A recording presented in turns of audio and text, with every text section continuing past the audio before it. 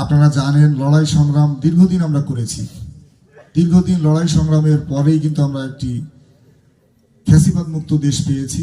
এবং এই যে গত একটি বছর আপনারা জানেন বিভিন্ন ষড়যন্ত্র হয়েছে, বাংলাদেশে যেন কোনো নির্বাচন না হয়, এইভাবেই যেন দেশ চলে, সেজন্য কিন্তু অনেক ষড়যন্ত্র হয়েছে। কিন্তু বিএনপির সহযোগিতায় এবং এই যে সরকার, যে অন্তর্বর্তীকালীন সরকার, তাদের আন্তরিকতার ফলে বাংলাদেশ নির্বাচনের দিকে যাচ্ছে। এবং গতকাল আপনারা জানেন যে তফসিল ঘোষণা হয়েছে, আগামী 12ই ফেব্রুয়ারি ত্রয়োদশ জাতীয় সংসদ নির্বাচন হবে।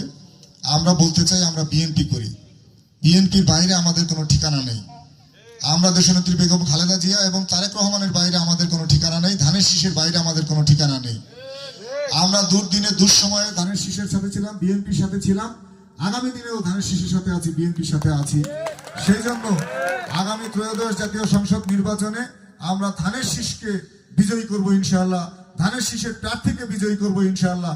সকলকে সেজন্য কাজ করবেন সেই আহ্বান রাখছি। আপনারা সকলেই ধানের শীষের পাশে থাকবেন সেই আহ্বান ব্যক্ত করছি। এবং দেশনেত্রী বেগম খালেদা জিয়ার জন্য আপনারা দোয়া করবেন সেই আশাবাদ ব্যক্ত করছি। ধন্যবাদ সকলকে।